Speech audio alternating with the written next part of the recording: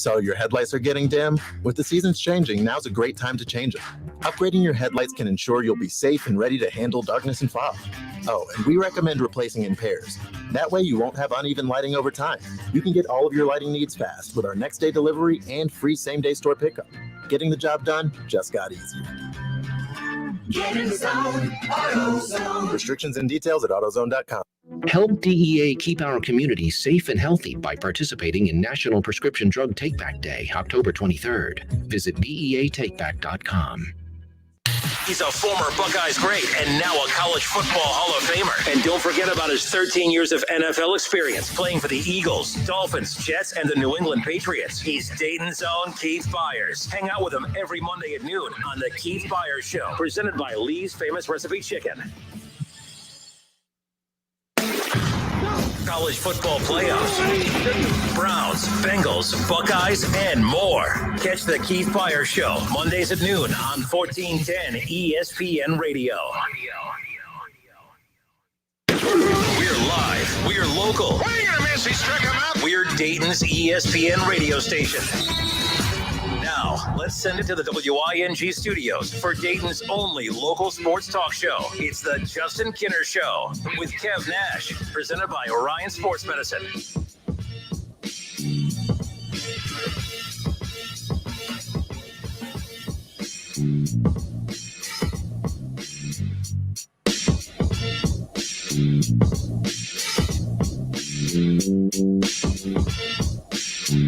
Justin Kinner, Kev Nash with you here on 1410 ESPN Radio. It's the Justin Kinner Show presented by Orion Sports Medicine and OGW Energy Resources. I hope everybody has had a great day. Kev, how about you? I got to spend the day on the golf course for a little bit, so I can't complain. Look at you.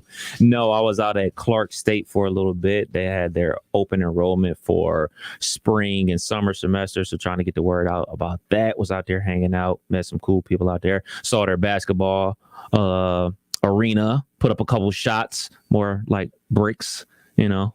I haven't played basketball probably in like little over 2 years.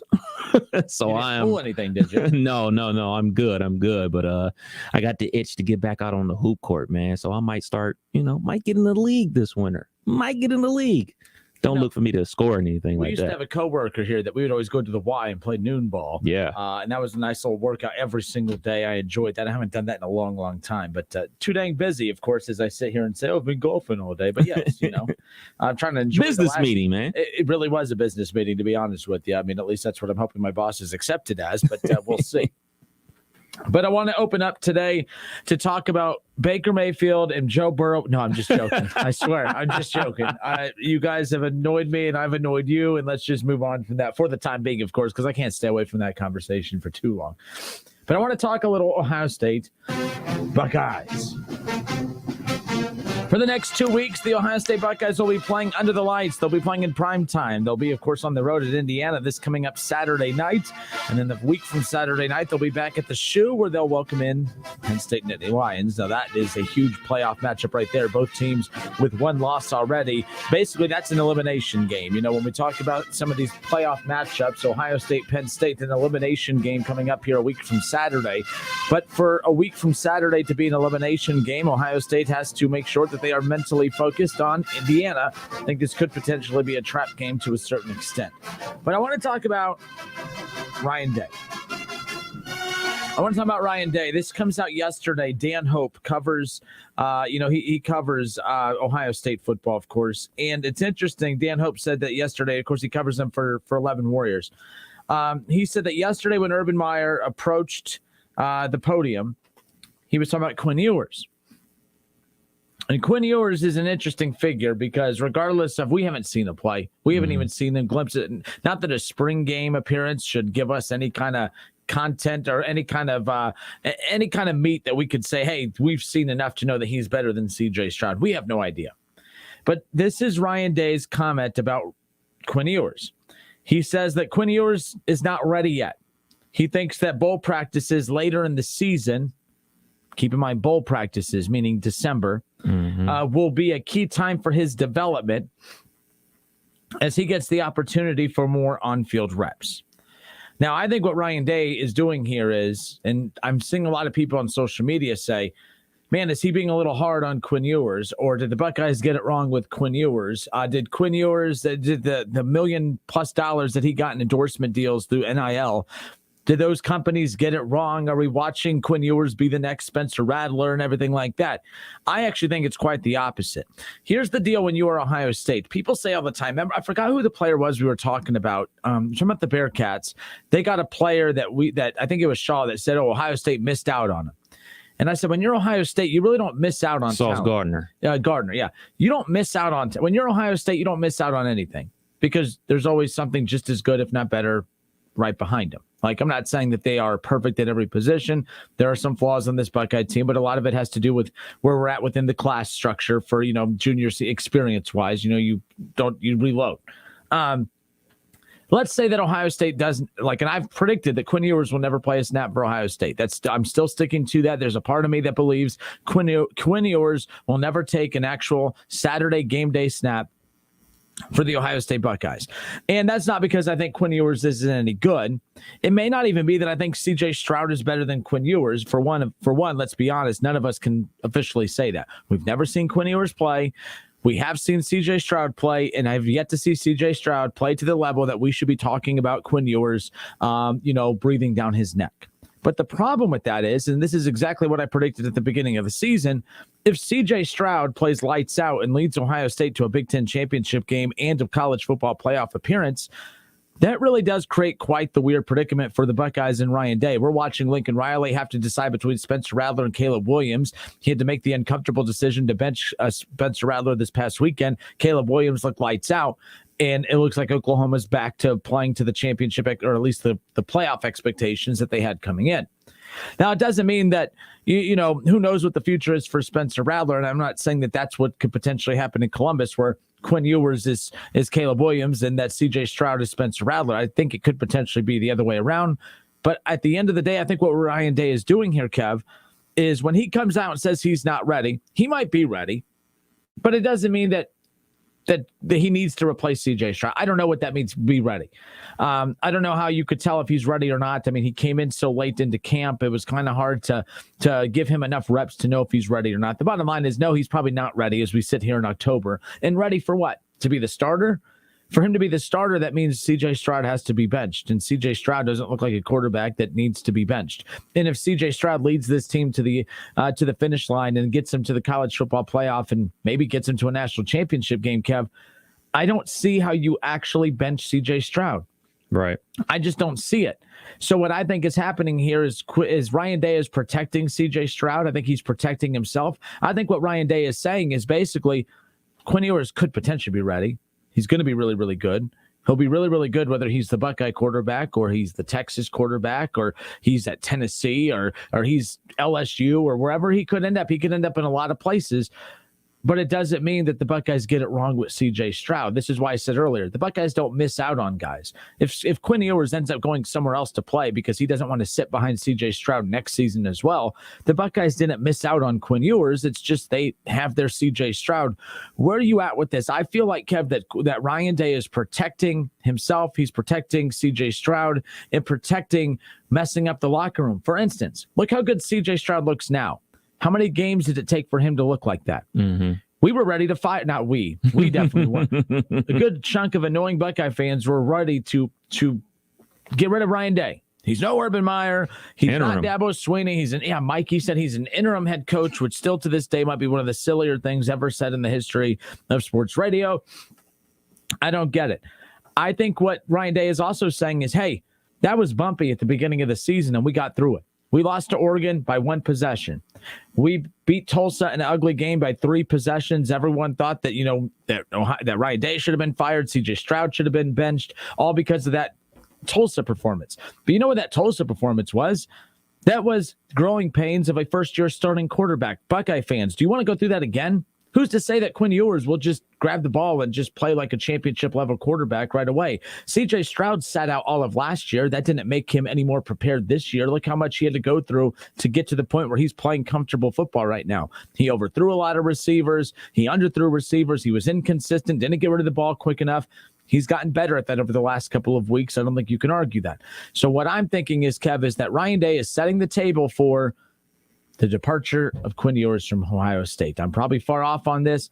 I just don't see Ohio State benching C.J. Stroud at the end of the year if they get to the playoff for Quinn Ewers, just so we could start this process all over again of watching a freshman quarterback take over and go through it all. What do you think about this Quinn Ewers situation? Because it's addressed every week. Right. He's constantly asked about it. Ryan Day sticks to he's not ready. And by putting a timetable on it of bowl practices, that's December. He'll get bowl practice time as they prepare for a playoff or a bowl game.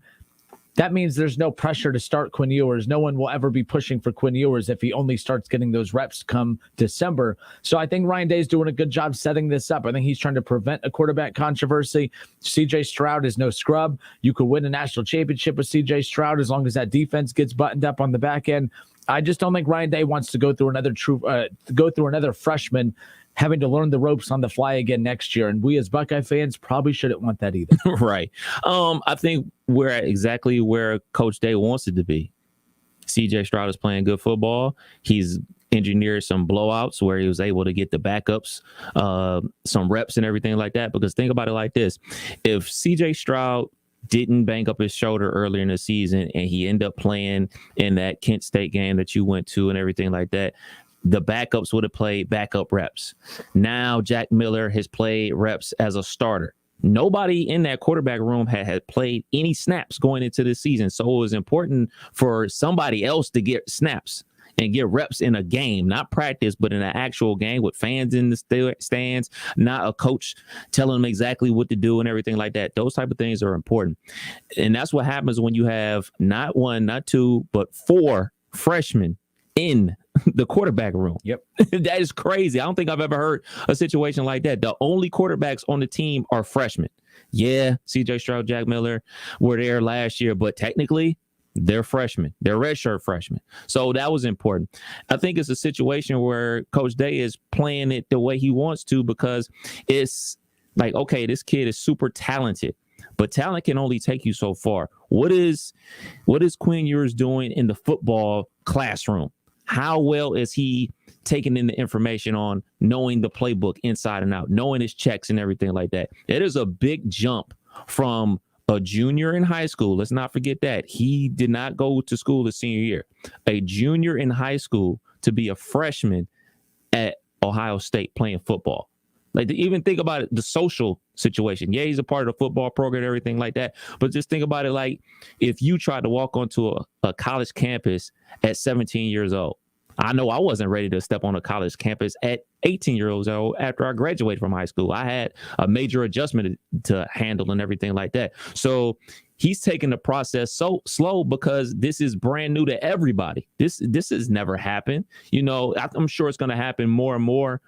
Just like Maurice Claret was like the first guy to graduate high school early and enroll and go through spring ball and be ready for the fall, hit the ground running, everything like that. So this is a new process, not just for Quinn Ewers, not for Ohio State, the program, but Coach Day as well. So he's taking it slow. He's not going to try to rush the process because I think he believes like, oh, man, he has an outstanding prospect on his hands. So the worst thing in the world he could do was put him out there before he's ready. You know what I'm saying? Before he's mentally ready, before he's physically ready. Like, yeah, he can look like $1 million, but is he really strong? We see all the pictures that come out from Ohio State after they're working out with Coach Mariotti. Like, that's in the off season. That's when they make those gains. You know, their trap muscles are up to their ears and everything like that. Muscles popping out of everywhere. It's not during camp. This is football. You think 4 weeks of camp all of a sudden puts 20 pounds of muscle on his dudes? Like this is pounds of muscle, this is all he's probably losing weight right now as much as running as he's doing. He's not putting on no weight. Yeah, he's working out a little bit, working out stronger than he did in high school. Mariotti might have him on a strength program right now that he actually has time to. Yeah, you know what? Because he's not going to touch the field. It's not as if he's getting as much one-on-one time, though. He's getting time. Like, trust me, they're paying attention to. Ryan Day and that staff will do their due diligence to make sure that they are making the right decision. But I don't get the vibe that C.J. Stroud's job is on the line. Not just I know it's not on the line this year. I'm not getting the vibe that I thought heading in that was good. The vibe, the vibe coming in for me was that Stroud's just a placeholder, but Stroud, when they beat Indiana if they beat Indiana on Saturday, I'm confident they will. And then they beat Penn State in 2 weeks. CJ Stroud's name will now be a Heisman candidate. Right. I just don't see Ryan Day benching and getting rid of a Heisman candidate like that to start this process over again. Not only a Heisman candidate, but if he's in that conversation, he's going to be playing some real good football. You know what I'm saying? He's going to be doing all the things necessary to win games, and that's going to be putting up stats. It's going to be looking like a great quarterback at Ohio State in the way that we want them to look. My whole thing about Quinn Ewers is I don't understand like this segment of the fan base that really thought that he was going to show up and just in 2 weeks into camp. 2 weeks into camp and just take the job. Like, this ain't basketball, man. Like, you can talk about a guy. We could talk about Kevin Durant and say, take him straight out of high school and drop him in the NBA. Kevin Durant, no matter how skinny he was, how quote unquote weak he was, if you left Kevin Durant open, he's going to knock down a jumper, period, point blank. But this ain't that. This is football. This is a physical sport. This is a mental sport. You throw that out route a split second late, somebody's jumping in and taking it to the house. So all these checks and linebackers and all this stuff that goes on that we take for granted as fans, Coach Day is trying to make sure he doesn't blow this, because I think he believes he has something in Quinn Ewers that could be next level. So, hey, we're going to take this slow. This is going to be a slow process. We're not in any rush because you're 17 years old. You're not even 18. I'm not even sure when the kid turns 18 years old.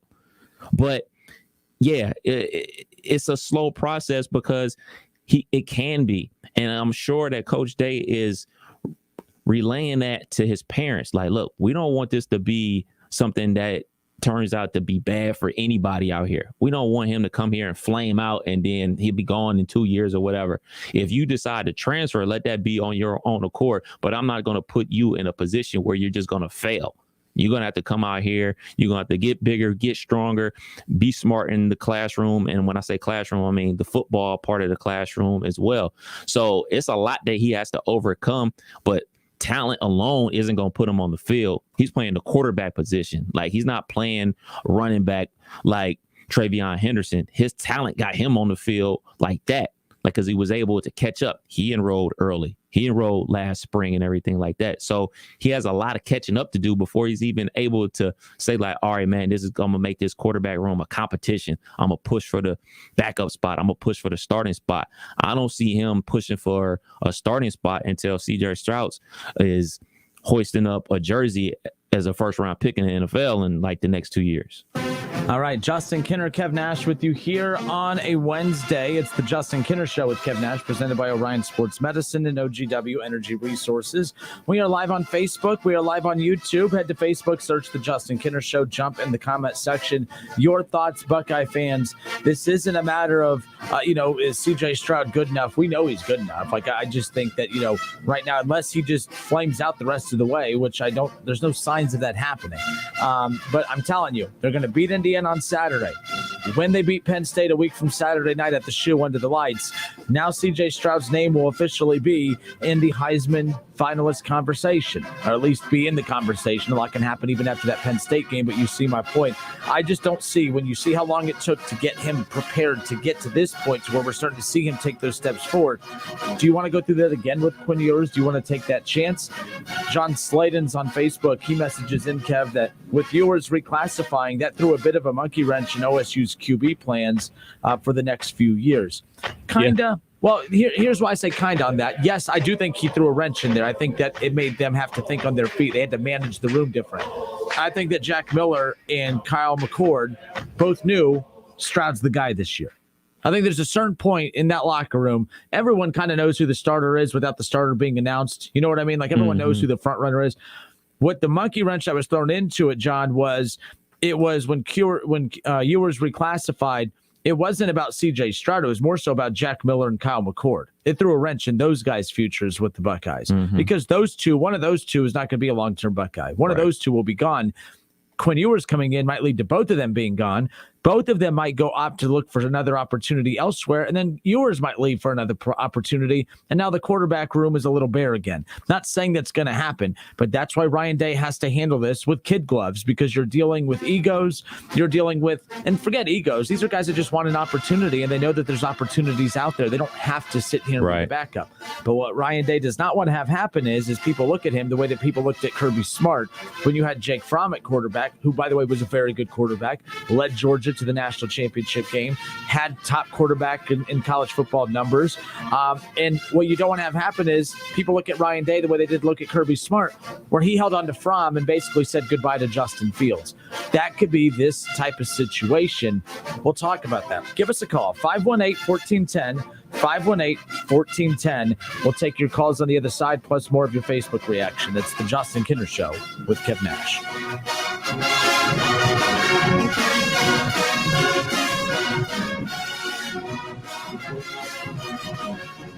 It's the Justin Kinner Show with Kev Nash, presented by Orion Sports Medicine. Introducing the latest innovation in water technology. The new Nebbia by Moen Quattro Showerhead offers 4 unique experiences to choose from, designed to soothe, clarify, relieve, and cleanse. An indulgent shower experience engineered to use up to 50% less water. Water designs our life. Who designs for water? Visit Moen.com to learn more. It's JCPenney's lowest prices of the season, and leaves aren't the only thing falling. Our prices are too. Thursday to Sunday only. Save with thousands of deals throughout the store, like Cook's or Black & Decker kitchen appliances, $17.88 each. Women's fall booties, now $24.88 a pair. And the best part, these prices are so low, no coupons needed. New fall styles, great fall savings. JCPenney. Offers valid on select items 10/21 through 10/24. Season refers to 9/7 to 10/24. Some exclusions apply. See store or jcp.com for details. Oh, yeah. Fever is the leading symptom of COVID and the flu, and the only way to reliably detect fever is with an accurate thermometer. Be vigilant and be accurate with the Exergen Temporal Scanner, proven in more than 100 clinical studies. Don't rely on non-contact thermometers. They are proven to be inaccurate and will not reliably detect a fever that might mean COVID. Be sure to seek medical advice at the first sign of fever. Learn more at Exergen.com.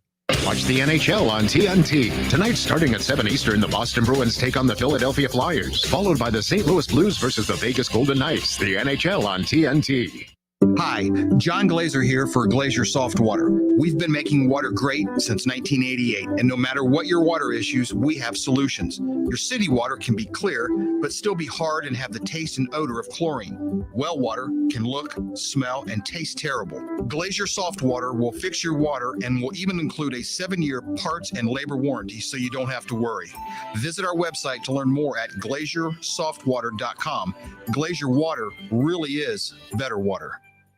Looking for a career and not just a job? Then Dayton Progress is looking for you. Dayton Progress is the leading international manufacturer of tools and tooling components for the metal stamping industries and has immediate openings for their entry-level machinists. No prior experience is required, and Dayton Progress will train you, starting with the basics. They offer competitive wages starting at $15 per hour and up to $18 per hour with prior experience. New hires are eligible for merit increases after 90 days of employment. They also offer private health care, including vision and dental, free life insurance, a contributory 401k, promotions from within, company service recognition, and 100% tuition reimbursement to local state colleges. Dayton Progress is a great place to work and has been a Dayton landmark for over 70 years. Apply today by emailing your resume to jobs@DaytonProgress.com. That's jobs@DaytonProgress.com. Dayton Progress is an equal opportunity employer.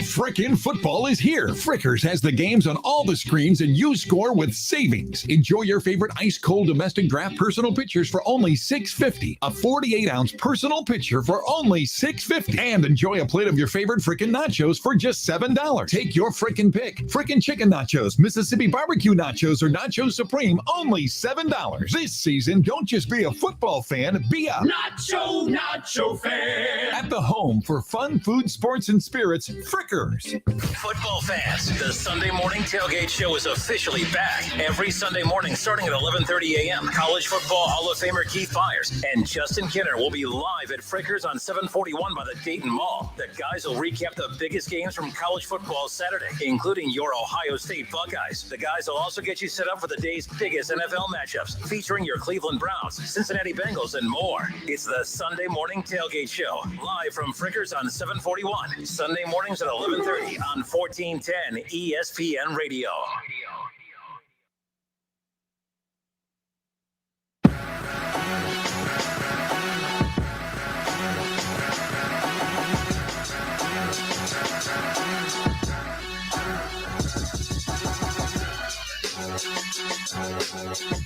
518-1410, 518-1410. That's the number to call in and jump in on the conversation. Week 10 of the high school football season is officially upon us. Our Glacier Softwater High School football game of the week will feature the Centerville Elks at the Wayne Warriors coming up this Friday night. Man, we had such a fun Week 9 matchup between Miamisburg and Springfield, and really looking forward to this Centerville-Wayne matchup to close out the 2021 Glacier Softwater High School football game of the week season. So a big one coming up here, high school football. You know, it's interesting, you know, Landers coaching the D-line for Wayne. Mm-hmm. I love that. I love when I hear about those guys who are from this area. They come back and they coach some of the local teams. Like, you know, how cool is that for those kids, though? Like, those kids watch the games at home with their families, with their friends. They watch Landers over the years, and now they're not just taking instruction from him at camps and stuff. Like, he's their everyday coach. I find that gotta really love cool. it, man. Gotta love it. Gotta love a guy coming back and giving back to the kids, because that's what it's really all about. All right, so we're talking about Quinn Ewers here again. Yesterday, when we were talking about, Dan Hope covers the Buckeyes 411 Warriors, and was talking about how Urban Meyer, I don't know why I still do that. It's been years, by the way. Ryan Day approached the podium and said that Quinn Ewers is not ready to play, that, he might be able to get a lot more extra snaps and attention during the bowl practices, which would be December. But again, bowl practices, it's not as if they're going to be giving a ton of attention to him. They'll be preparing for a playoff game, hopefully not a bowl game, but a playoff game. But nonetheless, that's where we're at right now. CJ Stroud has looked darn good. Mm-hmm. Does not look like a guy that we need to be talking about getting him out of here. And this situation reminds me, it's very similar to that of Georgia back in 2018. They went to the national championship game with Jake Fromm as their quarterback, by the way, who threw for a ton of yards, a ton of touchdowns. His numbers weren't bad. If anyone thinks that Jake Fromm was a bum quarterback, I don't know what to tell you. Was he a Trevor Lawrence? No. Was he a Baker Mayfield from a college perspective? Was he a Baker Mayfield? No. Was he a Joe Burrow from a college perspective? No. Was he a Trevor Lawrence or Justin Fields? No. But he was still, that's a quarterback you could win a national championship with. Yeah, they were a blown coverage away. Yeah. I mean, they were a freshman quarterback away and Tua Tagovailoa from potentially winning that. But the point is, or was that a different title game? No, that was the. So the point is I feel like the Buckeyes are in a very similar situation where you can't go wrong with either. Could Quinn Ewers be better than CJ Stroud? All the reports are is that he's supposed to be, but right now you got to ask yourself, and it's the same question Kirby Smart had to ask himself. We know Justin Fields is good, but what we have right now, it goes beyond just who has more talent. It also has a lot to do with the locker room. It also has a lot to do with the chemistry built between the quarterbacks and the receivers. Jake Fromm and all his receivers and his running backs and his offense, they had a rapport that maybe Justin Fields would not have had with that team. Now, you're saying it could have built into that, but at that time, you don't want to risk it. Georgia made it to the national championship game. They knew they were good enough to get to the national championship game. They didn't want to risk not getting to the championship game by messing with the team chemistry in the locker room and messing with the chemistry of the offense. I see a scenario building here that it's very similar, where Ryan Day might know that Quinn Ewers is probably more talented than CJ Stroud. But what are we saying here? I mean, CJ Stroud's still good enough to make the playoffs with, still good enough to win a national championship with. The big question for the Buckeyes the second half of this year, Kev, it's not is Quinn Ewers, it's not is CJ Stroud good enough to win them a national title. Is this defense good enough? Right. This isn't a CJ Stroud question heading into the second half of the season. It's the defense. So I just see a very tough scenario brewing for the Buckeyes that might lead to Quinn Ewers never playing a snap for Ohio State. And I'm here to tell you, even if he goes on to win a national championship elsewhere, it doesn't mean Ryan Day would have made the wrong decision if it gets to that point. That's all I'm trying to say. We're really not talking about this season. I mean, preparing for next year. But look how many games it took for the Buckeye offense to look comfortable with C.J. Stroud in his first full year as a starter. Do you want to go through that process all over again next year with Quinn Ewers? I know I don't, and I'm pretty sure Ryan Day doesn't want to either unless he absolutely has to. I like C.J. Stroud. I just don't. I see this Quinn Ewers thing. I see Ryan Day's wording and phrasing of things. He's not ready. He's not ready. I don't know what to make of that. Maybe he is ready, or maybe the Buckeyes aren't trying to make sure he's ready. He's probably not ready because the Buckeyes aren't putting him in a position to be ready because they don't want to create a quarterback controversy. And it may not be C.J. Stroud versus Quinn Ewers we're talking about. It may be Ryan Day's trying to protect Kyle McCord and Jack Miller because he knows there's a good chance both of those guys could bolt. If both of those guys bolt at the end of the year and Quinn Ewers is what's left and you say, well, he's the backup. Quinn Ewers doesn't want to be a backup. Right. Quinn Ewers can bolt too. Ryan Day has to be very careful here juggling the personalities, and I hate using the word egos, but egos is accurate. He has to be very careful balancing the egos of these kids because they have easier options now to go play elsewhere quickly and right away more than ever. Yeah. It's never been easier for these quarterbacks to say, see ya, I'm going over here to play. LSU is going to be looking for a quarterback. They're going to be looking for a head coach. If they go get that, Brady, what's his name? Joe Brady. You think he's not going to want a big shot quarterback like a Quinn Ewers or maybe a Jack Miller or something? Trust me, these guys have options. They will leave in the snap of a finger. And Ryan Day has to be careful that he doesn't lose the entire quarterback room because it's an embarrassment of riches right now, but you could be very poor very quick if that's the case. Yes, dealing with the egos and it's also dealing with the ambition of these players. You know, these guys, yes, they want to be Buckeyes, they want to be college football stars, but ultimately, we all know what the ultimate goal is for every 4- and 5-star athlete that walks through the doors at name your big time program. In this case, we're talking about Ohio State, is to be a professional athlete, be a professional in the NFL. So if they want to make it at Ohio State, they want to be the starting quarterback at Ohio State. But if it doesn't work out there's other opportunities, like you said. And, you know, it may not be the perfect opportunity for you to win championships. I mean, you look at the guys that are going to be going early in the NFL draft. Potentially, Matt Corral from Ole Miss. Yep. Ole Miss isn't a national power, but he's probably going to be a first-round pick. Sam Howell, North Carolina, he's probably going to be a first-round pick. That's not a national power. If you have the talent to play at the next level, you don't necessarily need to be playing at the Ohio State University. Not anymore. You can go there, you can give it a shot, or give it an honest effort, and if you get beat out, you get beat out, then you go somewhere else, and then you ball out, you'll still get to your ultimate goal, which is to make it to the NFL. Of course, we want these guys to stick around and be Buckeyes and wait their turn and everything like that. But, you know, those days are gone, you know, to be perfectly honest. And like you said, it could be a situation where all three of these dudes go through the season, be good teammates and everything like that, go through spring ball and say, you know what, coach, I got to go. I got to do what's best for me. And then it'll be C.J. Stroud in there as a sophomore with another 2 freshmen as backups who's never taken reps. And keep in mind, yes, C.J. Stroud is a sophomore, but C.J. Stroud in his third year, which means he would be draft eligible at the end of next year, which that's why I'm saying Ryan Day has to be careful. He has to balance this because you can't just say, I'm the coach, I make the decision, C.J. Stroud's our guy, accept your role, because these guys will accept their role. They'll accept it elsewhere. Right. Like, that's really what it comes down to. And it's not just Ohio State. This is happening at other big time programs as well. So this is, I mean, we talked about it with Oklahoma and everything that's going on there with the new starting quarterback and Caleb Williams and Spencer Rattler. You know, I saw the reports he took Oklahoma out of his bio on the Instagram page and everything like that. I mean, this is the new reality. And by the way, that is, you can't say that's nothing. Oh, no, I didn't. Whether people mock social media, say, oh, it's social media, you're overreacting. No, that's how I'm not young anymore. I mean, I'm 30, that's young, but it's not like social media is how these kids express themselves. Mm-hmm. We learned to express ourselves through social media as we were growing up, but it's a much different animal right now.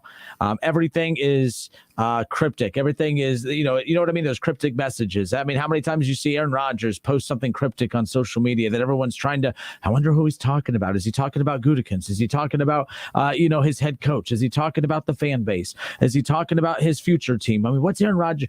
Even Aaron Rodgers at 55 years old is still here playing those games. But 518-1410, Kev, who do we have on hold? We got Jeff online too. Jeff, how are you, sir? Welcome in.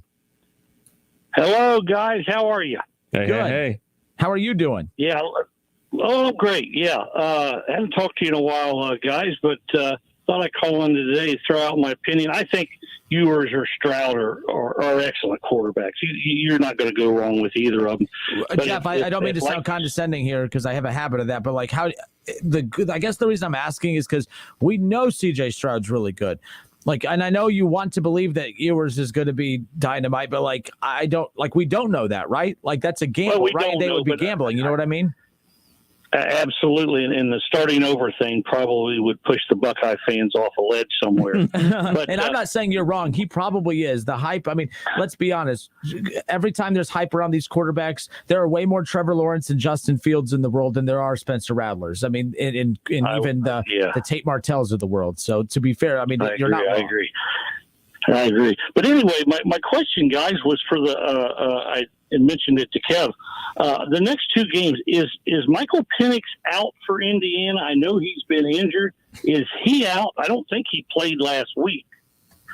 And is Sean Clifford going to be out for Penn State? I understand he had some broken ribs and a contusion and maybe Sean a separation. Been at some practices. He has not. I don't think he's been actually physically practicing, but he's been throwing the football at practices and stuff. And of course, they know that Penn State's season can come to an end a week from Saturday. That's an elimination game. If Penn State beats Ohio State has no shot at the playoffs moving forward. If Ohio State beats Penn State doesn't have a shot moving forward. So I would imagine that they're going to do everything they can to get him ready to go for a week from Saturday night.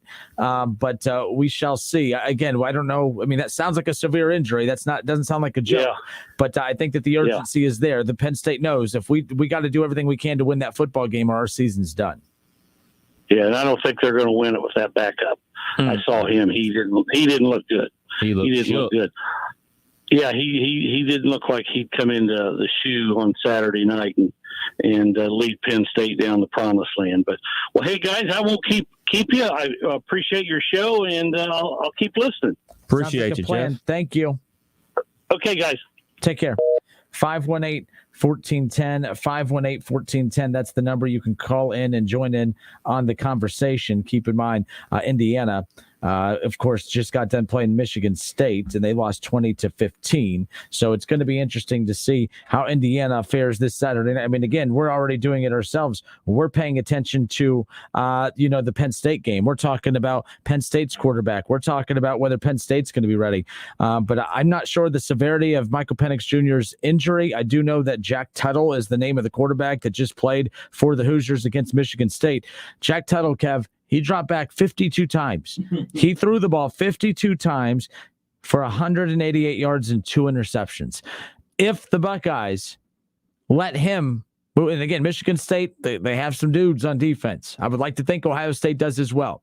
I'm not saying that this needs to be the exact performance that Jack Tuttle has to have for Ohio State for me to say that Ohio State's defense was good, but my goodness, like this guy doesn't look like coming in. And again, I'm being a box score analysis guy here, but it's going to be interesting to see how Indiana really puts the pressure on Ohio State this Saturday night, because if it was Michael Penix Jr., it's a different story. Well, I'm reading this report right now. This is from a week ago. Michael Penix Jr. is week to week after being knocked out of the Penn State game on October 2nd. He suffered a sprained AC joint in his left throwing shoulder, so he probably ain't playing. Yeah, I don't see, that. But again, like Indiana, there's no urgency because they're not playing for anything. Right. If they had beat Cincinnati and they had, were coming off a win against Michigan State and they were still in the playoff hunt, or at least the Big Ten championship discussion, I could see them going all out and maybe taking chances with guys. But right now you have Michael Penix Jr., who's not looking to risk any of his future earnings for a game like this. So who knows? But 518-1410, Kev, who we have? We got Mark, line 2. Mark, how are you? Welcome. JK, how's it going? It's the Mark. How are you, sir? I'm doing good. It is trap game. Oh, here we go. No. Hey, let me say this. I was just having some fun with you, man. I don't agree with the trap game comment, but I do agree with your injury situation with Cleveland. But that's not why I want to talk to you. I got good because I had the hater mic ready for you. You are one of the people I had this mic ready for. I actually have low blood pressure, so I don't really want to try to elevate it by talking about trap games. Fair enough. I want to talk about Buckeye quarterbacks, and then I'm going to give you my 4 for the playoffs. And if I'm wrong, I'll treat you and Kev to a round of golf somewhere in the Miami Valley next spring. That sounds like a plan. Here we go. To that. Thank you, brother. So as far as the Buckeye quarterbacks are concerned, the last guy stole some of my thunder, and then so did you a bit. But we know what we have in C.J. Stroud, and we have got plenty in him to take us to the promised land. I really believe that. We know what we have in Kyle McCord to some extent. He's kind of the Joe Germain, Joe Burrow in waiting kind of guy. And he's really good. Don't really know what we got in Jack Miller. We don't know anything about Quinn Ewers other than he's flashy. And if he decides to walk, let him walk.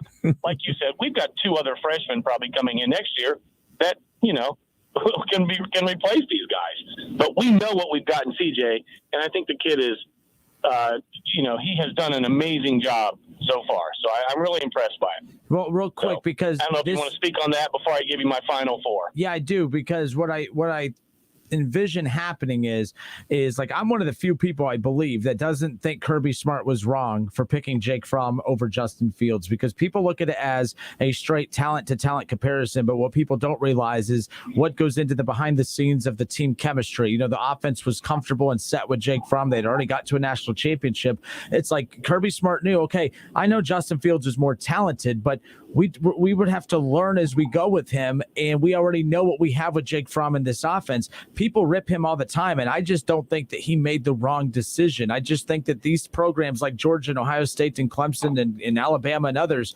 you're not missing out on anybody, because for every time you lose, I mean, look, Ohio State lost out on a Heisman winning, national championship winning quarterback in Joe Burrow. And I don't think they made a mistake by picking Dwayne Haskins for him. So I don't think Ryan Day will be wrong if he opts to move forward with C.J. Stroud and almost leads to pushing Quinn Ewers out of the program. If that's the case, I don't know. I couldn't agree more. And like Kev had said, with the transfer portal the way it is, hey, guys are 4 and 5 star guys coming in. If they don't get to play, they're going to go somewhere else. They will take them. And it may not be so much to win national championship, but to showcase their talents to try to get the big paycheck on the next level. I mean, all right, I got to give you my final 4. You ready for this? Absolutely. Write these down. Trap Game Mark says final 4. There's no way they can keep Cincinnati out, and here's why. If they were a 5 or 6, they say, wow, we just couldn't get them to 4. But they're 2, and they are going to go to 1, because as much as I hate Alabama, I think if Alabama and Georgia both run the table and get to the SEC title game, Alabama wins. Alabama will be 2. UC will be 1 if they run the table. Can't keep them out this year. I like where you're going with this. I have a feeling I know where you're going with this, and I really like it. So keep going. Okay, so it's going to be UC 1. Alabama will be 2. Ohio State will get to 3. Never mind. And Georgia will go to 4. If I think my picks are right, but we just need Oklahoma to fall somewhere. I was just about to ask you about Oklahoma. I think Oklahoma's out. What's that, Kev? I said I was just about to ask you about Oklahoma, because they look like they're on a different level. Well, I just think that Cincinnati Bearcats, they're like I said, they're not 5 or 6 looking to sneak in the back door. There's no way you can have a team that's 2 or 1 and say, okay, but we're keeping them out because your schedule, especially if they go undefeated. So I think Cincinnati's a lock. I think they come in at number 1 with a Georgia loss to Alabama. Like I said, Alabama 2, Ohio State 3, and then Georgia 4. And I think that's your final 4. But if it's ever screamed for a 12 or 16 team playoff system, it's screaming this year. There's a lot of good teams, and a lot of them are going to be left out. But this is the year the Bearcats. You have 2 SEC teams and 2 Ohio teams this year. I would love if that happened, but I got a feeling if Bama beats Georgia, that's going to keep UC out. I think that's the only way that UC gets bumped. I really think if Georgia beats Bama, then that's the way that UC gets in. And I really think that UC is going to be the number 4 team no matter what. As long as they get in, I'm good with that. And one thing about Luke Fickell, I can't imagine he'd be looking at the USC job, because in my opinion, with where the West Coast football is, especially the Pac-10, Pac-12, and where USC is, That's a step down to go to USC from UC right now. Clearly a step down. Let me ask you this: which job is better, LSU or USC? Well, I'm hoping that LSU gets filled by somebody, and Luke Fickell's not even in the conversation. You got to remember one thing about going to the SEC, as glamorous as it is, you get your brains beat out every week, it seems like, by somebody. That's why Kentucky's run was so impressive, as short as it was. You're looking at week to week, they beat Florida, Auburn, and gave Georgia a really good game up to the fourth quarter. I mean, I hope Kentucky gets their kudos and gets a good bowl game because, you beat Florida, Georgia, or Florida, LSU, and give Georgia a go back-to-back weeks. That's a lot to be said. But if I was a coach, I wouldn't want to go to the SEC until Alabama cools off because every week you face a gauntlet. As much as I hate the SEC, you face a gauntlet every week. So that's my Final Four. If I'm right, you guys owe me a milkshake, but if I'm wrong, I'll treat you guys to a round of golf somewhere at your choice. All right. Sounds like a plan. Mark, thank you, man. Have a good night. We'll see you guys. Bye. Later. All right. 518-1410, 518-1410. You wanted that UC Ohio State matchup, didn't you? I thought that's where he was heading with it. So I disagree. Like, for one, Cincinnati's number 2 right now.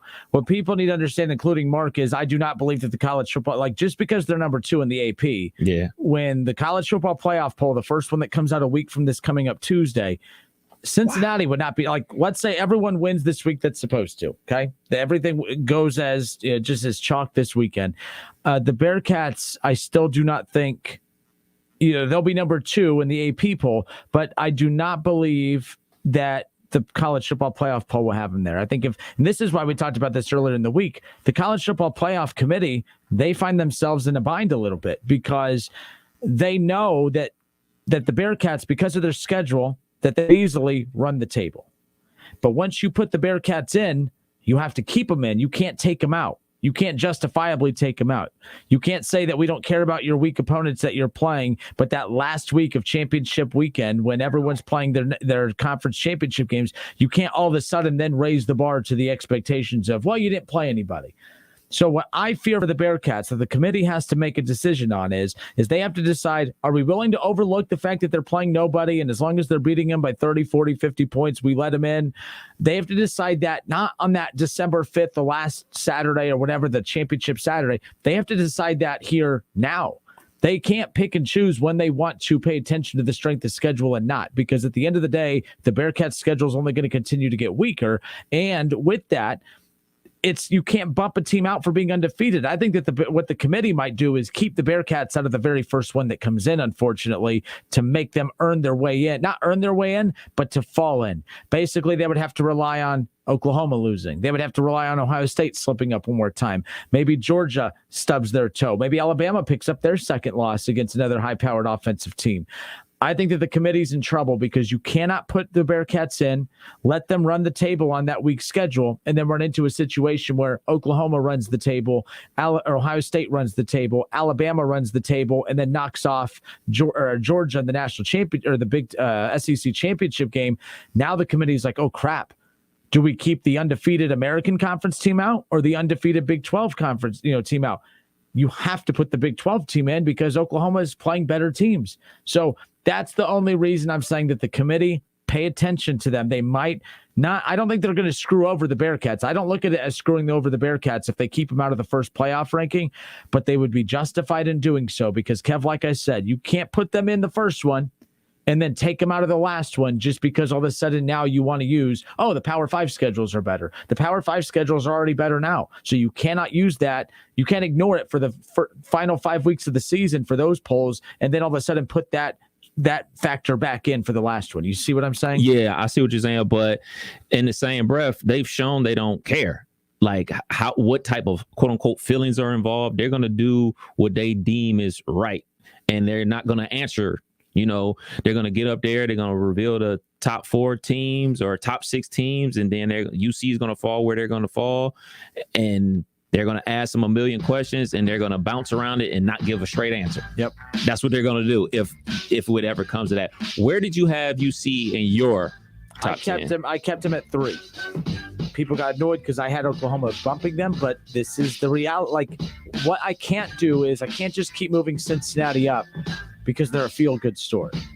Like, and that's what this is coming down to. This is why, like, the committee. But they're playing good football too, though. They're playing good football, but the committee's backed themselves in a corner because they have always used the strength of schedule, the impressive wins, the resume. I'm not anti-Bearcat here, folks, just so you guys know. I was last year because I didn't think that they deserved to be in the conversation because of the schedules of no non-con. Cincinnati did what they were supposed to. They beat Notre Dame at Notre Dame. They beat Indiana. But like I said, this is the tough part for the committee. You can't look at Cincinnati and say, man, that Indiana game, that was a big win. And then when Ohio State beats Indiana this Saturday, you just say, oh, it's just Indiana. I mean, okay. You see what I mean? Like, if Indiana beats Cincinnati, that's not a bad loss. That's just you losing to a Big Ten team. But if Indiana beats Ohio State, that's a bad loss. Well, we're talking about the Bearcats being in the Final Four with teams like Ohio State, and you can't have that wide of a gap of expectations for them. But let's pick up with this. 518-1410. I'm seeing a lot of good stuff in the chat section. We're not done with this. We'll pick up with this when we come back. I see Doug Toby. I see Sean Boland. Mark jumps back into conversation. David Shaw as well. John Sladens. I appreciate everybody who's in and out of this. We'll get to this. 518-1410. Let's continue this conversation when we come back. Oh,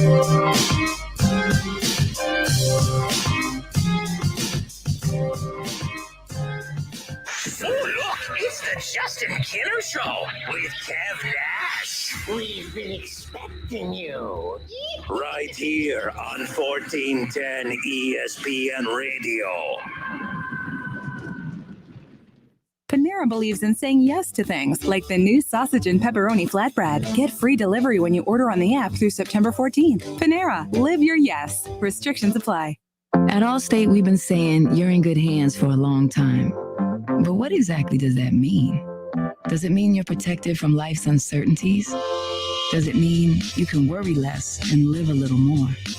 Does it mean you're not alone, even when things get kind of hard? Actually, yes. Yes, it does.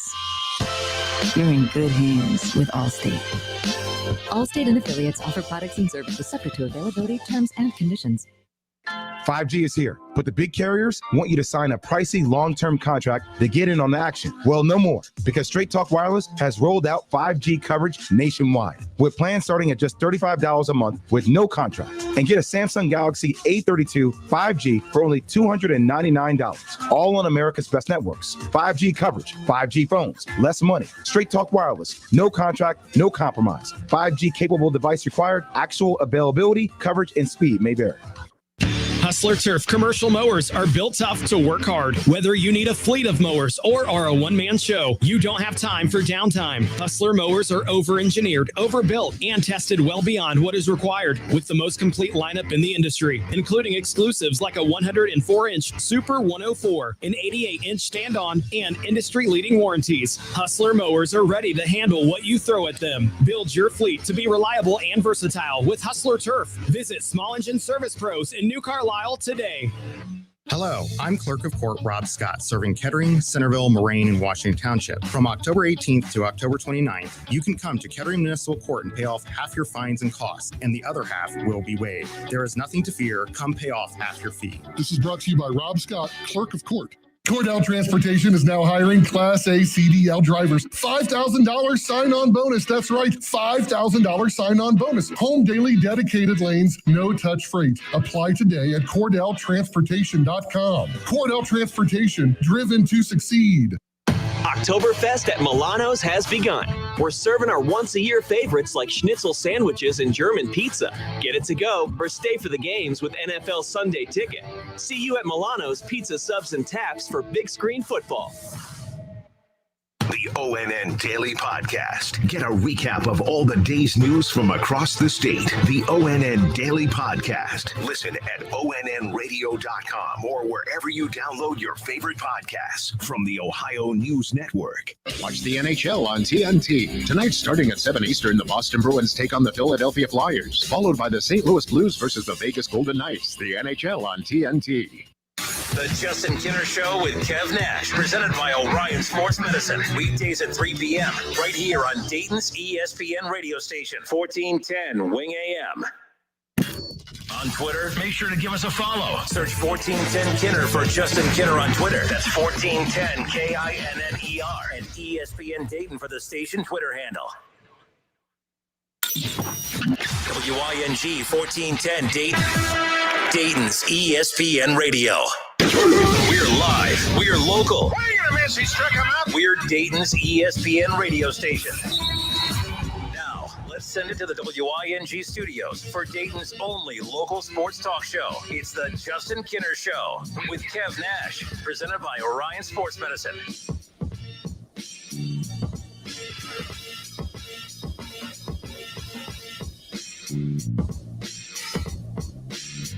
All right, and we are back. Justin Kinner, Kev Nash with you here on 1410 ESPN Radio.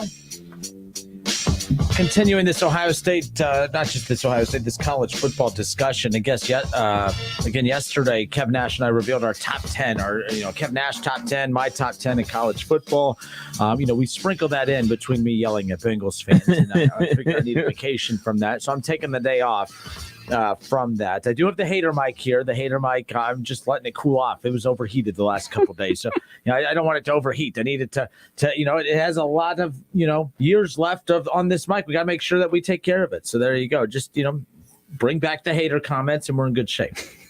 So, college football playoffs. The first college football playoff poll comes out a week from yesterday. So basically, we're still 2 weeks away. I keep feeling like it's later in the week than it is. You said it felt like Thursday. Yes. I agree with you. It does feel like Thursday. Weird. But there's still so many question marks, and the Bearcats honestly, Kev, we were saying how this year's probably one of the more entertaining seasons because there's not a whole lot that's predetermined. Georgia right now is the favorite at number 1, but there's still a lot that can happen that could bump them out. You could say that any year. But like last couple of years, we've known Alabama's like the true number 1. There really hasn't been any doubt. We've known that Ohio State's a playoff caliber worthy team. Same thing with Clemson. You had Justin Fields, you had Mac Jones or Tua, you had Trevor Lawrence the last couple of years. Like a lot of it was predetermined. You knew Georgia was going to make noise in the SEC. LSU a couple of years ago with Joe Burrow.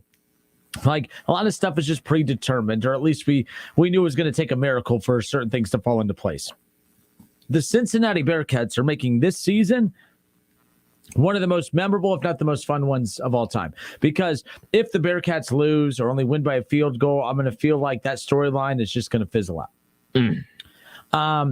But the Bearcats right now are loud. They're in your face. They are real playoff contenders. People keep saying that, they don't have a chance. They do have a chance. The reason they have a chance is because there are still avenues that they can go down or that other teams can go down that open the door for them to continue to get in. This isn't like last year where I said they had no chance. So last year, there wasn't anything that could have happened for them to get in. This year's a lot different. With Clemson being out of the equation, with Alabama picking up a loss already, Ohio State has a loss. Ohio State has an elimination game. Basically, every game's an elimination game for the Buckeyes. Yeah, you don't want to get that second loss. But Indiana, Ohio State aren't necessarily both. It's not going to be a matchup of 2 playoff contenders this Saturday night. Indiana could play the role of spoiler and knock the Buckeyes out of the playoffs, but ultimately, it's a game that Ohio State should win. A week from Saturday, when Ohio State plays Penn State, that is a true elimination game. That's a game that if the Buckeyes lose, they are done. If Penn State wins or loses, they're done. That the stakes are so high for that game. That's going to be a fun one. But the Bearcats right now, they definitely have a shot because if Penn State loses to Michigan down the road and they beat Ohio, like if they beat Ohio State a week from Saturday and then they lose to Michigan and then Ohio State beats Michigan, so Michigan's out and then Penn State, the Big Ten could be out of it. It's not that crazy. Like if Ohio State had beat Oregon and then Penn State beat Ohio State, I still would not say Ohio State's done. Ohio State's on their last leg. They get, you get 2 losses a year depending on how bad the first one is. You know what I mean? Or you don't get 2 losses. You get 1 loss a year depending on how bad it is. But the Bearcats still have a shot. I believe that, and that's people, what Bearcat fans aren't understanding is you can't have it all. You can't be promised anything. Even if you run the table and win every game by 30 plus, I don't even know if that guarantees you're in, but you are in the conversation. They haven't realistically been in the conversation ever. And when I say they, I mean the American Conference, whether it was UCF or whether it was them. The fact that they are actually factors in this is a huge deal. Now, they still feel disrespected because they want to be told that if you win out, you're in. I just can't do that. I don't think you can either. You've always been more open to the idea of them getting in than me. But I just don't think that's the case. I just find this whole storyline fascinating. I think a lot still has to happen for them to get in, but they have a role in this too. They have to win. They have to win out. They have to win bigly. They have to win bigly. All right. You have to beat your opponents bigly. All right. What's big? What's big? I think 30 is the minimum. Every game, the rest of the season? I really do. And 518-1410 on the Facebook chat, that's a good question. What is the minimum? I mean, you have to cover at least. Like, what are they favorites? Who do they have this week? They're at Navy. And I saw they're like a 28-point favorite in that. My computer's going. The reason I'm not a fan of saying that they should cover is because a lot of times you see them get a line against an opponent that I know the Buckeyes or Bama wouldn't get. That's why I'm so nitpicky, but it's true. It's like if Ohio State had a 14-point line against Army, that's alarming. 49. So they have a 20. So they have a 20. They're a 27.5 point. Oh, that's the over under. My bad. I'm sorry. So they're a 27.5 point favorite at Navy. I think every time. I mean, you at least 30 is my magic number, but you at least have to cover it every game moving forward because they're going to be the favorites in every game moving forward. At the very least, you have to cover. But I think to be safe, you got to win by 30 plus. You know, like who do they have coming? Let me look at this. They got at Navy. At Tulane, home versus Tulsa, at USF, the big one at home versus SMU, who's ranked 21 and undefeated right now. And then they closed the regular season at East Carolina. So real quick, I want to jump back into that, but Mark on Facebook says that Texas losing to Oklahoma really hurt UC. Because that was the day Bama lost. And then when when Oklahoma came back to beat Texas, I was like, man, that stinks. Because if Texas would have been able to hold on, that's a game they should have won.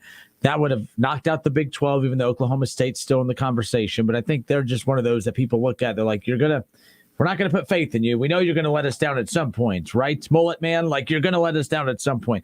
That's the thing about him. He'll give one away, but he'll go get one. Mm-hmm. Like he got one last week versus Texas. And it would be so on point for them to follow it up with a lot. Like, you can't I'm strictly a college football fan speaking at this point. Look, man, I talked about this with my brother. Like one of my dreams here since, Oklahoma and Texas are saying bleep the Big 12 is for Oklahoma State to win the Big 12 and go to the college football playoff. Like that would be awesome for them to beat Texas, beat Oklahoma, and then beat Oklahoma again in the Big 12 championship. We don't need you. Right? Exactly. Like that I want that to happen, but it's like, the Big 12 wants it to happen. Oh, too. absolutely. You think the conference is rooting for Oklahoma right absolutely now? They are. Every other team in there. Oklahoma State. But you don't think that if let's say Oklahoma wins it all, do you think the Big 12 is going to be up there cheesing away? Like how is that? They're gonna want they cut. They're gonna be like, yeah, y'all won that as a Big 12 member.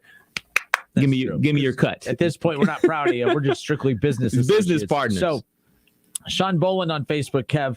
And again, we're live on Facebook. Head to Facebook, search The Justin Kinner Show. It's a great way for you to get in on the conversation. A lot of good stuff coming in. Sean says that UC competes with Cincinnati, or that UC competes with OSU this year. And when I said that Bearcat fans want it all, they can't have it all. You need to be grateful for even being in the conversation, because the committee could honestly just put it to rest here in 2 weeks and say, you've had a good win. It's a cute little story, but your schedule's just not matching up. They could realistically say that, and they'd have every right to do so. We don't have to like it, but they really would. And if I'm a Buckeye fan or a Buckeye, I would agree with it 1,000,000%, because Ohio State's having to play Michigan State and Penn State and Michigan. They'll have to play Iowa in the Big Ten title game, and they've had to play Oregon, and Cincinnati's over here like, we beat Notre Dame. We beat Notre Dame. It's not the same. We have to, I think even those who think that they still should be in the running have to acknowledge that it is not fair. You can't if you have a group of students and you give half of them the answer booklet to the test and the others don't have it, and then everyone has to take the test, and then everyone, the kids who had the test booklet or the answer booklet, they're all getting these high grades, and you're over there like, oh man, look how good they're doing. But the guys over here that don't have the answer booklet, you know what I mean? Like, it's just not fair. You can't have the same expectations for everyone who have two different ways of getting there. So Sean says Bearcats can't have it all. We just want something. Sean, I'm telling you, This is the first time that any non-Power 5 team has ever been realistically considered. You may not think that's something, but that is something, because like I just said, Alabama, if they ran into Texas A&M, you may think that's a bad team, but that bad team is still better than any team you're going to face moving forward. That's not me taking the shot. That's just kind of the reality of it, whether we like it or not. So doesn't mean that it's right, but that is the reality of how the College Football Playoff Committee has viewed this since it started back in 2014. This is Gonzaga. This is a Gonzaga situation. Gonzaga runs through their conference all the time. And then when they do play teams from the Power 5 during the regular season, they end up winning a lot of those games. And this is exactly what just happened with UC. They're so far running through their conference, and their non-conference opponents like Indiana and Notre Dame, they won those too, just like Gonzaga. The difference between UC and Gonzaga is no matter what, Gonzaga's going to get a chance at the opportunity to play for a national championship, because the round of 64 is 64 teams deep. In college football, it's only 4 deep. And I feel like the committee is going to have them at 3. So that's going to give them that wiggle room to drop them if need be. Mm-hmm. They're not going to have them up high. Like you said, if they have them at number 1, they can't drop them from number 1 to number 5 by the end of the season. But if you have them at 3 and 4, there's a lot of wiggle room in there with Ohio State, Penn State, Michigan State, that team up north, Bama. Like, it's a lot of teams that can do that. So I think ultimately they're going to be at number 3, and it's going to be, I can't even say it's up to them because it's not really up to them outside of winning their games. But if they get in, they're just barely going to get in. It's going to have to, a lot's going to have to go their way to make it in. And like I keep trying to tell people, man, Georgia has to beat Bama, because if it's two one-loss teams from the SEC, both of them are in. Then what do? Oklahoma, if they run the table, they're in. Then Ohio State wins the Big Ten. They're on the outside looking in. Bama has to go down again to make sure they're out of it. Yep.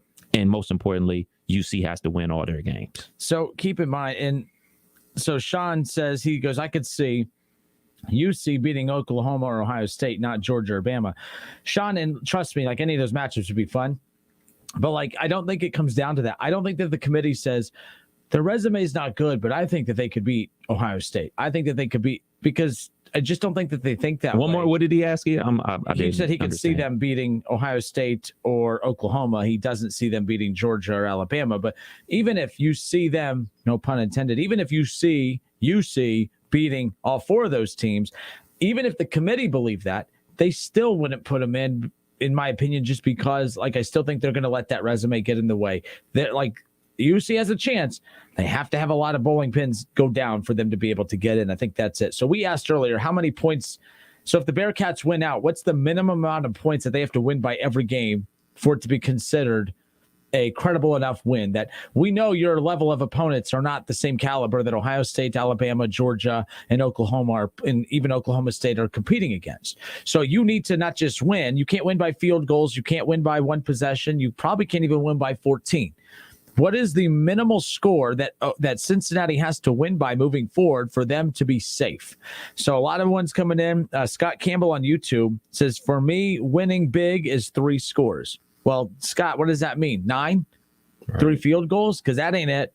I know what you're saying, Scott. I'm assuming you mean at least 3 touchdowns. Ooh, I still think 21. Ohio State beat Tulsa by 21 a few weeks ago. They wanted Ryan Day gone. I think it matters. 21. I think it matters how these scores are. So, like, okay, the game last week versus UCF, like, they were up like 35-7 at halftime. They ultimately winning 56-21 and everything like that. If UC like comes out like that and ends up 35-0 at halftime over Tulane, and then the final score is 42-17. Like, I think we do have to. Oh, goodness, I can't even believe I'm about to say this. Game control. Oh, my goodness. My soul just quivered when I said that phrase. It's such an ESPN college football phrase. But, like, the way the game is played out, like, if the game is, quote unquote, over in the first half, and then Desmond Ritter's over there doing his nails and taking pictures with the fans or whatever, or caught on the sideline playing fake coach and everything like that, I think that type of stuff matters as well. But if I had to put a number on it, I would say out of these teams, Navy, Tulane, Tulsa, South Florida, and East Carolina, you have to beat all those teams by 17 points or more. I see 17. I think that's not a good enough win. That's just me. I'm sorry. I'll let you finish your point, but I still feel like, okay, you feel that way, but forget my opinion. Pretend you're checking Cincinnati. The clock hits 0. They just beat Navy by 17. Are you saying, man, they blew Navy out? And do you think that the popular perception is they? And that's where I go back. And that's where I go back to the game control thing. Like if they're up, I don't know, whatever the score is, and then Navy scores 17 points in the fourth quarter and everything like that, and then they end up winning by 17. Like, I think that matters. Like, if there's goose eggs throughout the in first quarter, second quarter, third quarter, and then, oh, man, Navy scored 21 in the fourth. Like, I think that kind of, like, matters. I think the actual flow of the game matters. So I would say at least 17. And then the only, quote-unquote, mulligan game I can see right now is SMU. Can be a, quote-unquote, tighter game. So I guess it's a 10-point game. So and again, we're getting more coming in on the minimum. Mark on Facebook says 35 is the minimum. I think 30. Oh my goodness! But I don't think he's 35. Well, let me ask you: if Ohio State was playing, because that's the thing, the Cincinnati they want it all. Well, you got to be careful what you ask for, because Alabama wins every one of these games by 30. Ohio State wins every one of these games by 30. So. You know what I mean? And to be fair, Ohio State did not win one of these games by 30. They won one of these by 21 against a like opponent. However, Ohio State got punished for that. They won and still dropped back. Like, it's not like I know it's the AP poll versus College Football Playoff Committee. The AP poll punished them. They won back-to-back weeks. They beat Tulsa and they beat Akron. Remember, in back-to-back weeks, and they still, or I don't know if it's back-to-back weeks, but within a stretch of time or whatever it was, but they punished them. Those 2 wins, they still dropped back because the wins just weren't impressive enough. So Cincinnati has to be careful with that. I'm saying 35. I think 30 is fair. But if Alabama's playing the remainder of their schedule and Alabama's not beating them by 30, we're saying, oh, wow, Alabama, you're not that good. Is that fair? No, but that's unfortunately the 5 touchdowns. I guess, yeah. That's why I say 4. I think 4 is realistic enough for at least, 30 and, whatever. Let's see, what else do we have in here as far as that? So Shaw says got to win by 25 plus every game. 25 is a little bit more manageable. I think that's a fair number, but that's why I keep saying cover. Like, they're a 27.5 favorite this week. You got to cover. Now, if they win by 26, to Shaw's point, 25, whatever, I think that's okay. But, man, so this is interesting. But I appreciate everyone. Keep coming in. Sean Bolin says 21. Sean, if Alabama beat Navy by 21, you would rip Alabama and say, oh, they're not that good. But if your team wins by 21, you're saying they should get the benefit of the doubt. I'm not arguing with you, Sean. I love the back and forth, so I'm just curious your thoughts on that. Janelle on Facebook, Kev, says, what if the opponent scores those points after UC has pulled the starters? And that's what I was talking about, game control and the flow of the game. Like that, I think that type of stuff matters especially when it's this close. Like, Janelle, thank you. If it's in a situation where, we quote unquote know the teams that are going to be in the college football playoff, I think we're splitting hairs. But when it's a situation like this, when there's teams that are kind of like lumped all together and they're all got like kind of the same type of resumes, and, this team is like you see is barely hanging on, I think it's important for them to really look at the game and look and really dissect it, and not just simply look at the final score and say, oh, they only won by 17, and not even realize like, oh man, Team X scored 21 in the fourth quarter with the walk-ons in the game. Like, I think that type of stuff matters. And like I keep saying, last year when UC was trying to run up the score in a rainstorm, they fumbled the ball and almost lost. If dude would have scooped up that ball at the 1 yard line as they're trying to get a brownie touchdown, they could have lost that game. So like it's a danger zone. It's a blowout. How are you almost losing the game? No. I'm saying like we're trying to get more points on the board, like instead of just part of it. Just taking a knee and just getting up out of Dodge. Well, that's part of it. Ohio State. No, I'm not saying like it's wrong or anything like that. Like, but like. These are the type of things that they're also dealing with, and that Coach Fickell is having to coach upon his team to say, look, we can't worry about blowing teams out. If we play our brand of football, the blowouts will happen, as opposed to like, you play basketball, Kenner. Like if you're down 15 and then you just start chucking threes, like, all right, man, if we just hit 2 threes, we're right back in it. Hit a 15-point shot, baby. Yeah, like there's none of that. You have to systematically just play your game and let it happen, as opposed to trying to like, look, man, we got to blow them out. When you start thinking like we got to blow them out, that's when those upsets happen.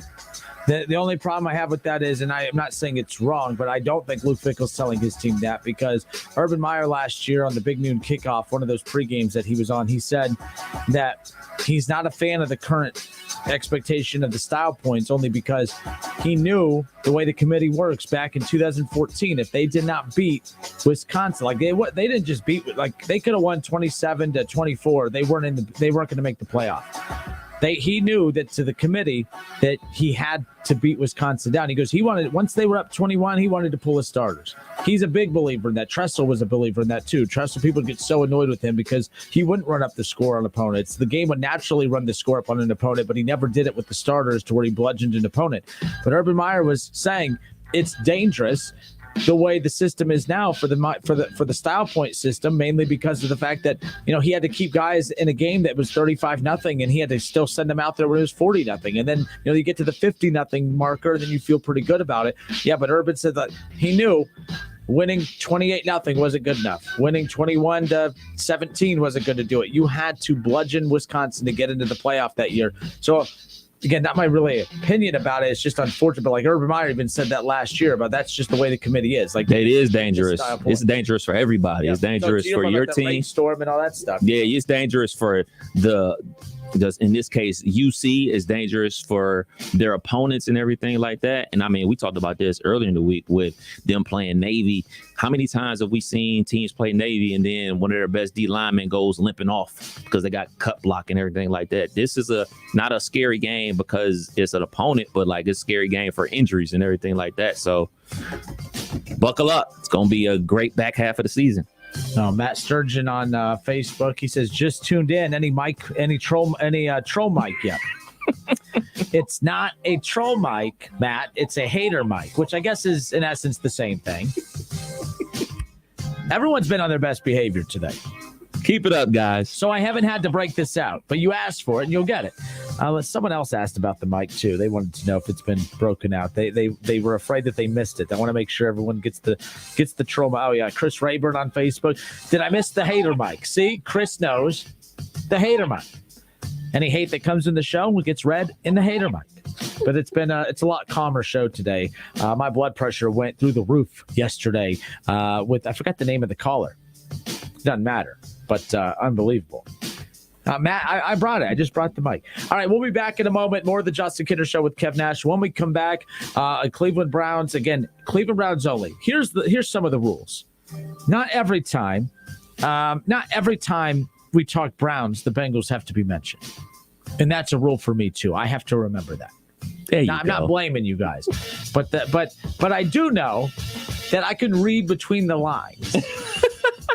I know when fans comment on the Browns, it's coming from a dark and evil place. Now, I'm going to talk Browns when we come back, and I'm going to do my best to make sure that this mic does not have to be used. All right? I'm going to do my best to talk Browns coming back without any jabs at Joe Burrow. Okay? I'll do my best. But an injury report for the Browns, no Baker Mayfield on Thursday.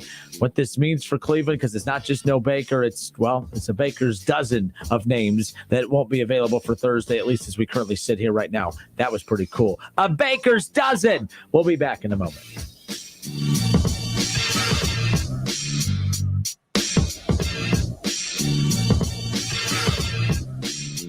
It's the Justin Kinner Show with Kev Nash, presented by Orion Sports Medicine. ESPN 1410 Wing AM weather. This afternoon will be mainly clear and sunny, a high near 75. Tonight will be partly cloudy, a low near 55. And tomorrow will be mostly cloudy with a chance of showers, a high near 72. I'm Pete Spivak for 1410 ESPN Radio. Weather is brought to you by Cullet Seal Coating, protecting the asphalt surfaces at your home, office, or commercial property. Introducing infrared patching, a new technology for your property. This service and more at culletsealcoating.com. At Allstate, we've been saying you're in good hands for a long time. But what exactly does that mean? Does it mean you're protected from life's uncertainties? Does it mean you can worry less and live a little more? Does it mean you're not alone, even when things get kind of hard? Actually, yes. Yes, it does. You're in good hands with Allstate.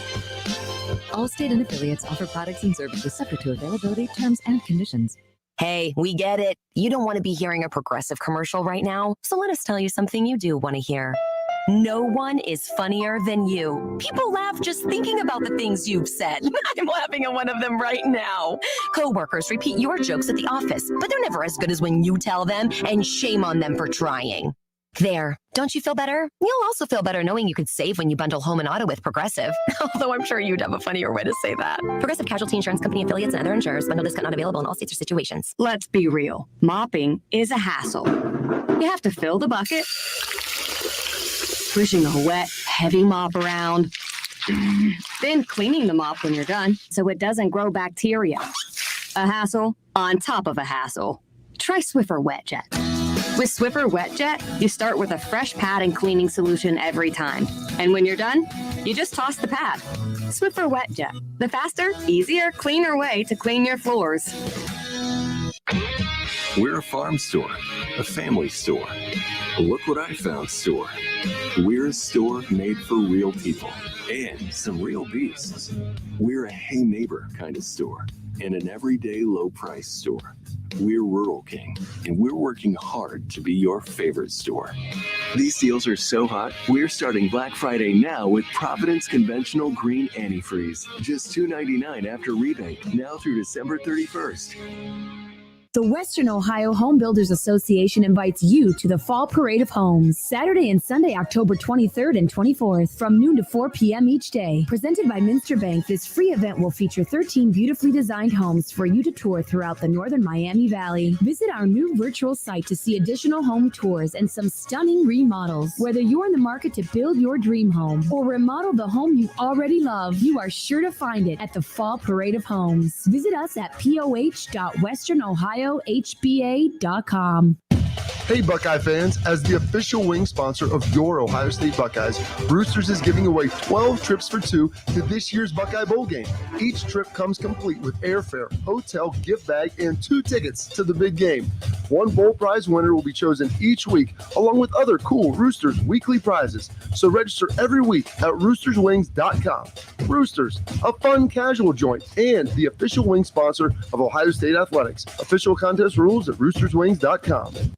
Hi, I'm Sales Manager Jason High at Germain Honda Beaver Creek, proud recipient of the prestigious President's Award. We are your local Honda dealer, and we invite you to see our newly renovated state-of-the-art facility. You'll be amazed at our selection, and remember, all new Hondas come with a lifetime powertrain warranty. Visit us at Route 35, just east of 675, conveniently located near Wright-Patterson Air Force Base. Germain Honda Beaver Creek, the right car, the right price, the right way.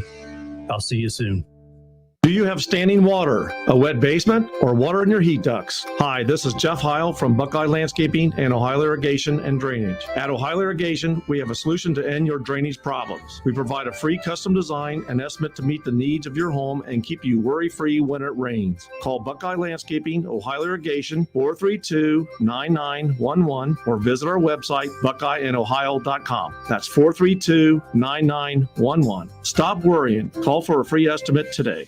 Attention Class A CDL drivers. Looking to be more than just a number? Yoel Transportation in Dayton is looking for drivers with at least 1.5 years experience. Yoel has open positions for no-tarp flatbed drivers and no-touch regional or local van drivers. Yoel is ELD compliant and offers 401k with match, medical, dental, vision, holiday pay, vacation, safety bonuses, and now has a rider policy. Call Rick or Joe at 937-294-5933 and ask about the $5,000 sign-on bonus today. Staples Connect is a new world of possible with innovative tools for small business and remote workers and learners. Explore what's new at your local Staples store or staplesconnect.com. NFL fans, the season is finally here. Get your picks submitted at wingam.com. Click on contest and enter the Pro Football Challenge. Weekly winners will win $20 in Frickers Fun Bucks. Get to wingam.com and get your NFL picks submitted now. Touchdown! Incredible! Good luck.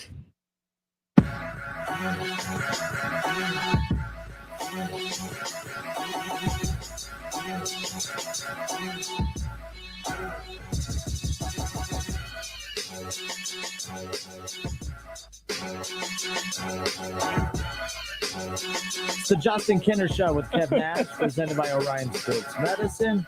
Now, you're probably saying, Justin, why are you using the hater mic?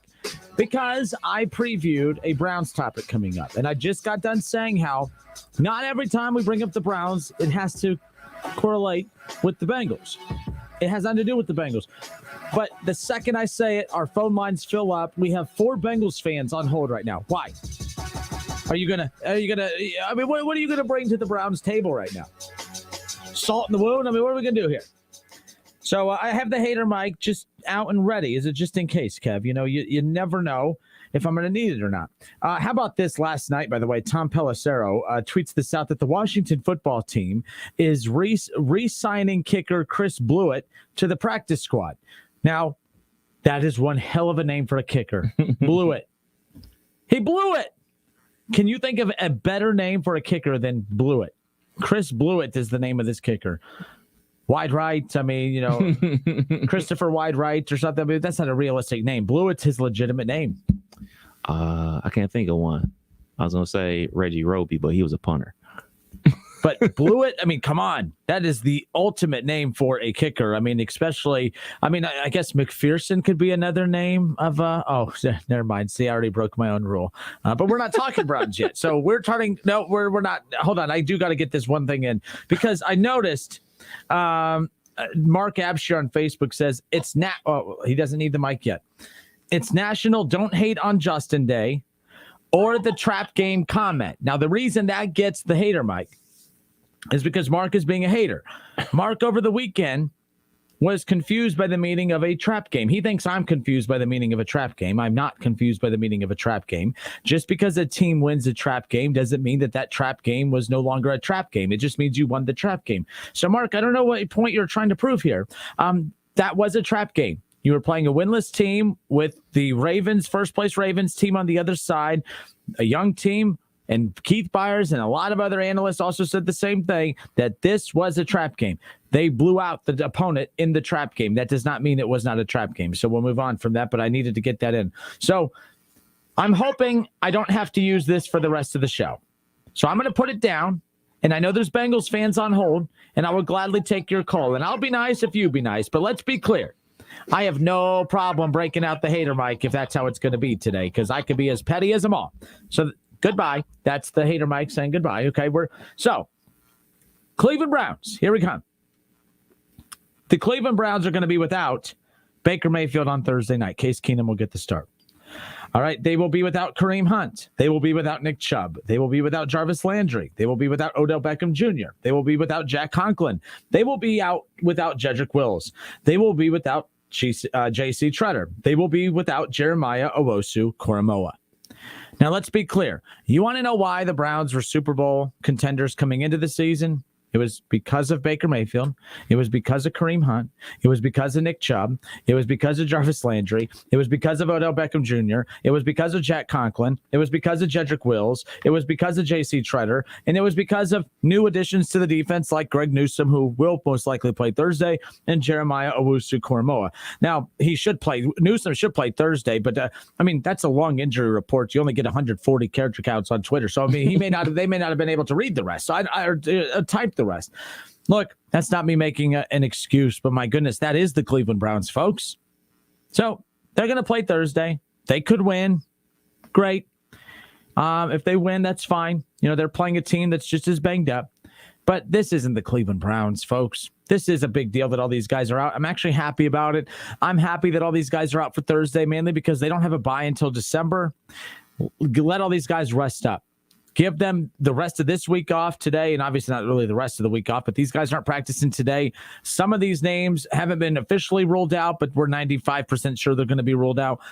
No Baker, no Kareem Hunt, no Nick Chubb, no Jarvis, no OBJ, no Jack Conklin, Jedrick Wills, J.C. Treader, no Koramoah. Folks, this isn't the Cleveland. The Browns are Super Bowl contenders because of those guys. They're not out there. Not just one or two of them, all of them. There's not one guy remaining playing for the Browns right now that you look at and say, well, they still got this guy. And that's no shot at the – this is just an injury-decimated team. Well, other teams have injuries too, but can you find me a team that has their whole starting offense out? I can't, and you can't.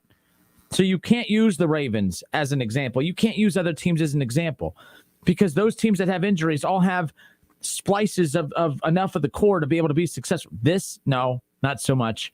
And the other problem is the Browns were they were Super Bowl contenders because of not just what they had offensively, but defensively. The defense has just been straight garbage. And that's been the pill that I've had a hard time swallowing is how bad the defense has been. I will hate away with you on that. The defense for the Cleveland Browns is straight garbage. They are the biggest disappointment. Dan Orlovsky said the Cleveland Browns are the biggest disappointment of the season. He's half right. The Cleveland Browns defense has been the most disappointing. It's disappointing about the injuries on the offense. It's disappointing about Chubb and Kareem Hunt and Jarvis. Guys who don't miss games. Baker Mayfield has started 51 straight games in his NFL career, folks. The guy doesn't miss. All right? He didn't miss half of his rookie season. He doesn't miss games. He plays every single game. So it's not like, Jarvis Landry, Kev, doesn't miss games. OBJ, that's his hobby, is missing games. These guys, there's certain guys that love missing games, and then there's guys like Baker and Jarvis and others who just don't miss games. So it's unfortunate. Nick Chubb is out. So I don't care what happens tomorrow, Kev. That's not me making an excuse. They could win. I'm not going to chirp on Friday and see the Cleveland Browns are so good that they won with their backups. That's not going to be me on Friday. I'm hoping that they win because that could really, that's huge to miss all those guys and pick up a win to salvage some of that. But I don't really care about the result of tomorrow because 3-4, they could still come back from that. But 4-3, that's solid too, all things considered with all the guys that are out. But I'm not freaking out because if they're out for the rest of the year, this season's done anyway. So I really, at this point, all my excitement and expectations are for the Browns injury team here. I'm excited to watch the Browns because of almost every single guy that's on this injury list. It's unbelievable. I've never seen this many guys. It's not the amount of numbers. I don't think I've ever seen that many people on the injury report going to miss games. But it's not just the injury report, Kev, like the quantity, it's the quality. Yeah. Like, I don't even care what he had. 1, 2, 3, 4, 5, 6, 7, 8. These are just 9 of the 20 names that have been on there throughout the week. Right. Let's say that this is only 9. I don't care if people say, well, you only have 9 guys missing. Well, you can't be that dumb to not pay attention to the quality of it. Like, people keep making a big deal about the quantity. I don't care about quantity. I care about quality, and the quality of the names within that high quantity list. That's not okay. This isn't me making excuses. This is just simple. You look at this. This whole list of names right here is why the Browns are Super Bowl contenders, and all of them are out. All of them. So, again, not excuse making. It's just common sense. Last night, the Lakers lost with Anthony Davis and LeBron James and Carmelo Anthony and Dwight Howard and everything. And today they're getting ripped apart for losing a game. And I think that's a little dramatic. But at the same time, I would be more concerned about my team with all my stars losing a game with everyone out there versus had the Lakers not played any of those guys and lost. and then holding the backups to the same expectations as that's this situation. Tomorrow, Kev, I don't care about the result of the game. I think Cleveland still, I haven't checked since they announced all this yet. I don't know if that moved the line or not. They were a 3-point favorite as of yesterday, or 3.5 or whatever. But tomorrow's outcome doesn't mean anything. The season's not over if they lose, and the season's not back if they win. It's just, they're basically just trying to buy themselves some time to see what's next. And as a Browns fan, I'm super uncomfortable with what's next. The difference between that and the NFL, well, the NFL and the NBA is there's 82 regular season games in the NBA. There's only 17 in the NFL.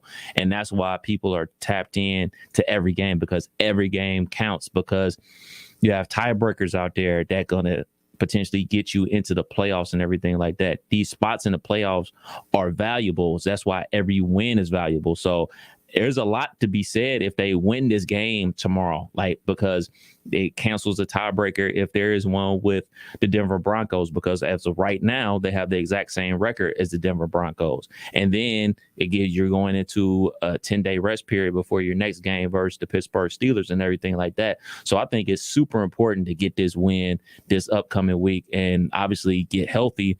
The amount of health that you're going to get, we don't know, because I was reading a report about the whole Baker Mayfield situation, and they're saying, like, if it's going to be surgery, we might not be seeing him until next season. So it's not something that's going to get better with the rest. It isn't like, oh, man, sit down for 2 weeks, you'll be back to normal. You could sit down for 2 weeks and the pain go away, and then you get hit on it because it's football, and then the pain is exactly where it was prior to the injury. So it's a tough spot for them to be in. Something else I thought about today, too, and I lightly touched on it on yesterday's show. People keep making so much about this being a contract year for Baker Mayfield, even though that's not true, because they could still just, you know what I mean? They could still exercise the option. Dak Prescott style. Yeah. But I kind of like who Baker Mayfield is from this standpoint. Would I love Baker Mayfield to be Patrick Mahomes or Aaron Rodgers and Justin Herbert and those level of athletes? Oh, my goodness, yes. But you don't have to have those guys to be effective. Like this team can win with Baker Mayfield. They've already won with Baker Mayfield. They were winning with Baker Mayfield before the injuries took over. Like, I'm not worried about that. What I'm worried about is Baker making Patrick Mahomes money, which he's not going to make. I don't even think he's going to make, Lamar. Lamar's going to make that kind of money and all that. But watch what happens to the Ravens when Lamar gets that money.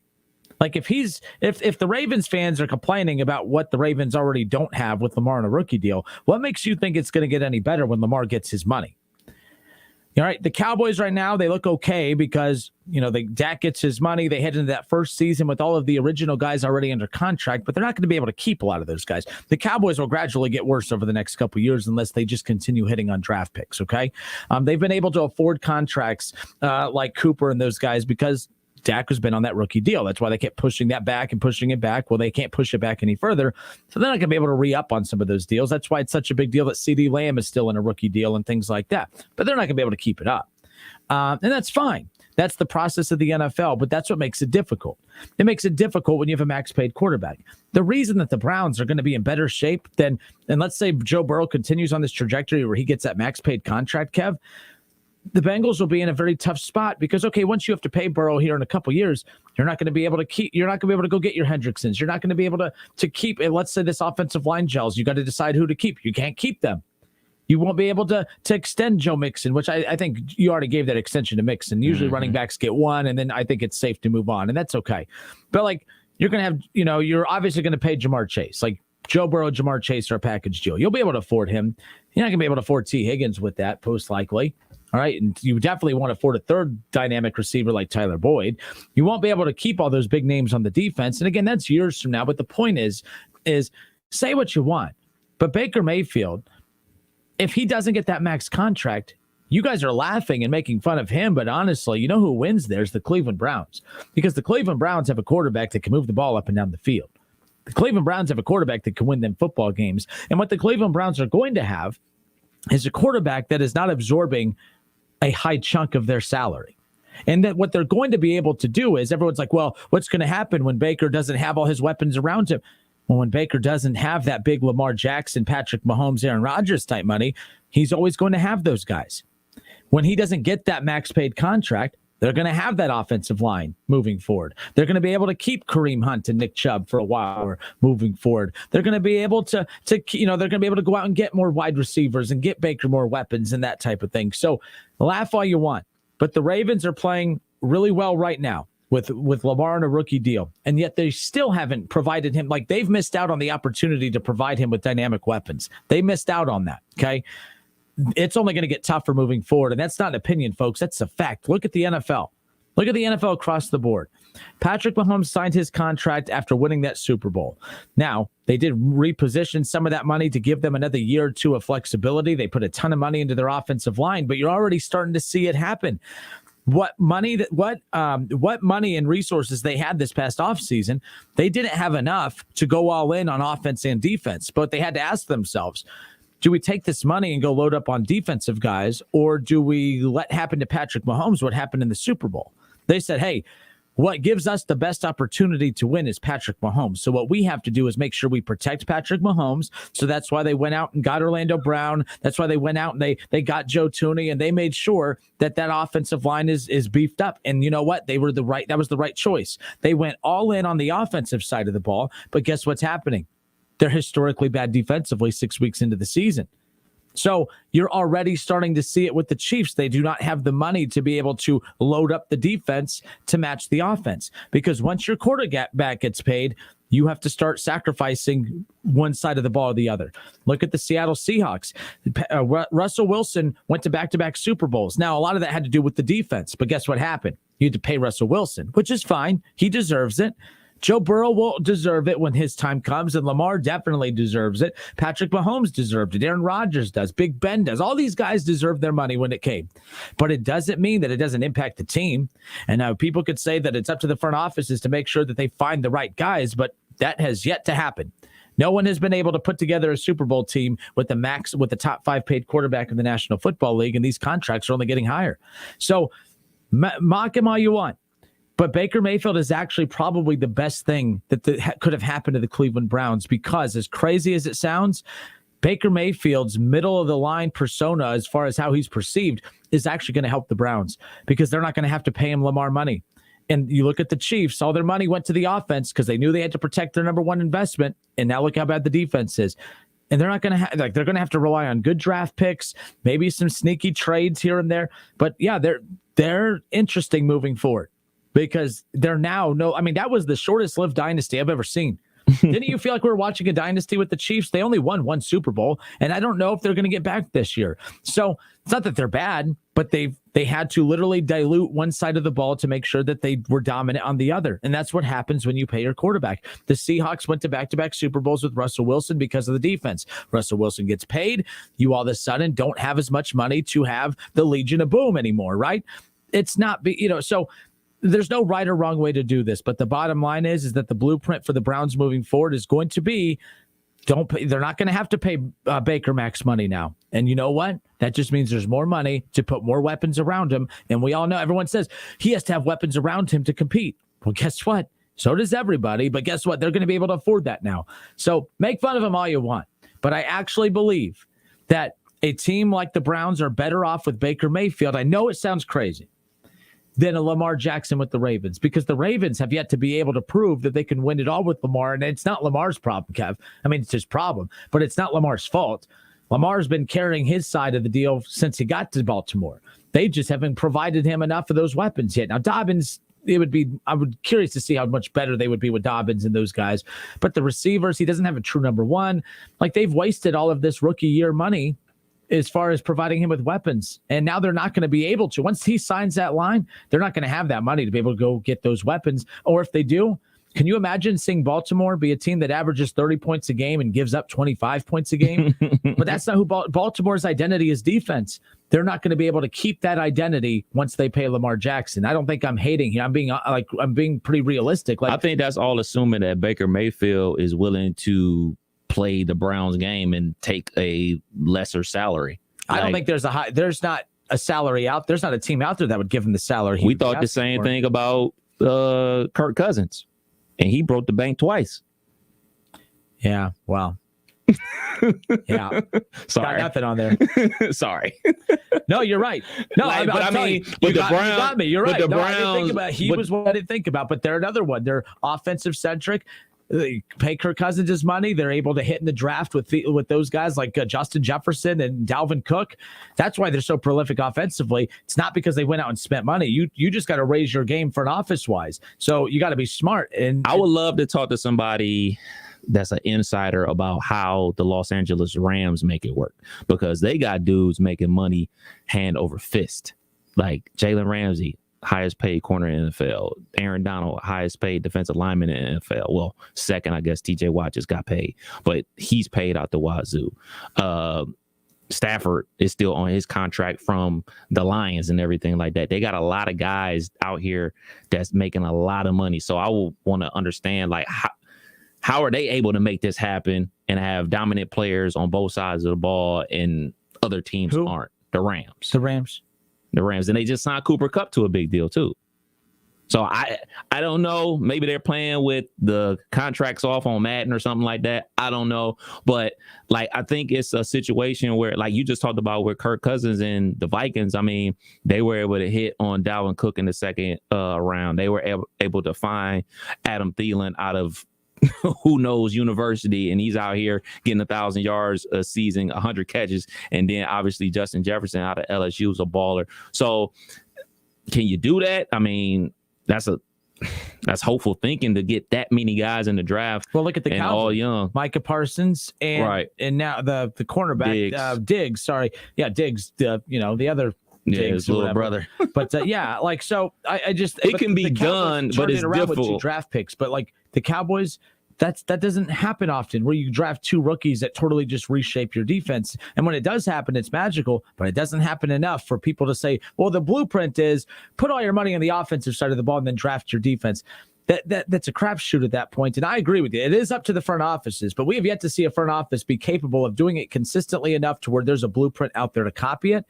And there's just way too many Russell Wilson examples out there. And it's not they're the face of the problem, but the problem is the system and how the payroll's set up or whatever you want to call it. But that's how the NFL keeps it very interesting, because that's what I like too. That's how it always. Well, if you have a salary cap, then everybody's playing under the same rules, and everybody. It's not like baseball where the Dodgers and the Sox and the Yankees can just outspend everybody else for these high priced players because money isn't a thing. It is an option.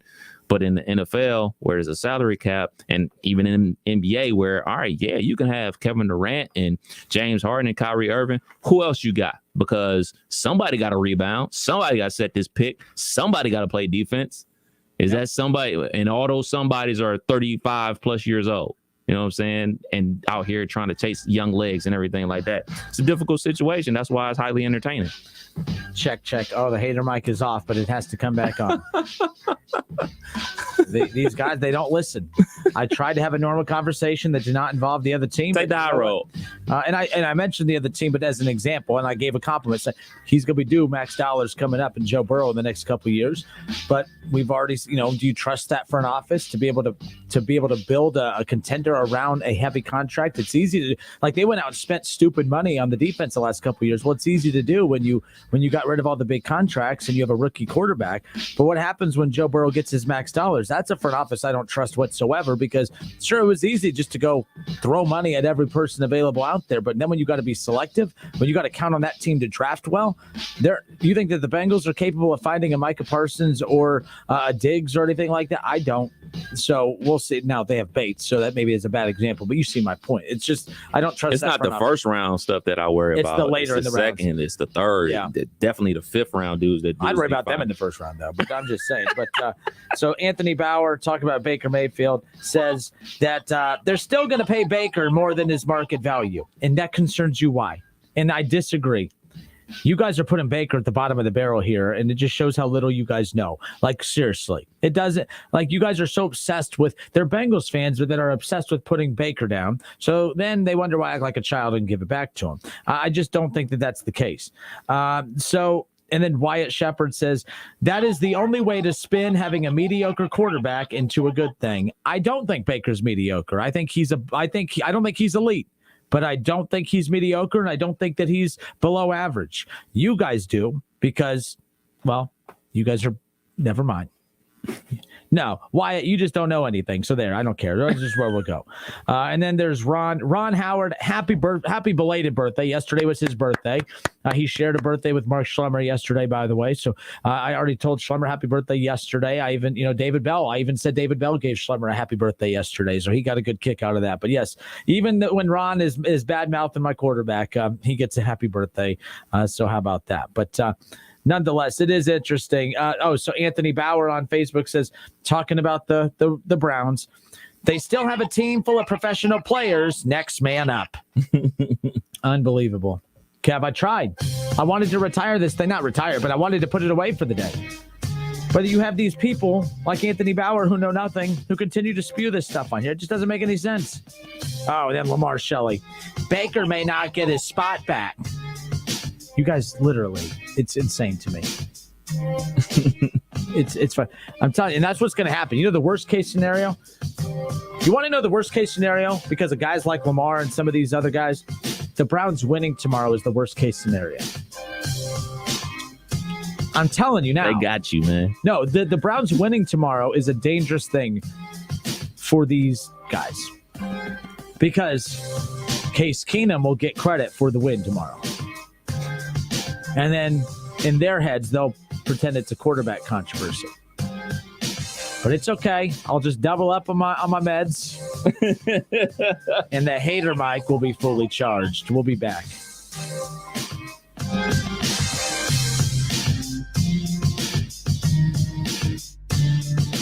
Oh, look, it's the Justin Killer Show with Kev Nash. We've been expecting you. Right here on 1410 ESPN Radio.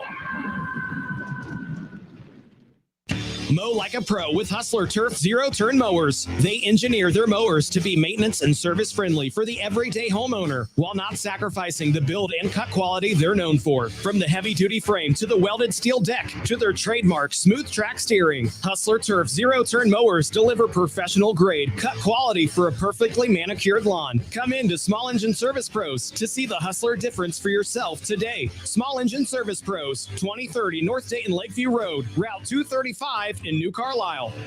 You have empty office space to fill or home office to create. You know what you need. You know what you'd like. But you also have a pretty good idea after you've shopped around the usual places what you need and what you like might not happen. Well, then you haven't been to Charles Larrick's Warehouse Outlet. Nobody has their selection. Nobody has their discounts. And every week there's something new. If you need office furniture, Larrick's Warehouse Outlet can sell it to you for half the price and below manufacturer's selected prices. Half price and below on hundreds of items. Selection from budget to the best. Really, desks from $50 to $5,000. Filing cabinets from $25 to $500. Before you go anywhere else, do yourself a favor and come to Larrick's Warehouse Outlet. With 25,000 square feet of selection, you're not going to go anywhere else. Larrick's Warehouse Outlet at 23 McOil Avenue, Dayton. Open Monday through Friday, 9 to 6. Larrick's, continuing the tradition.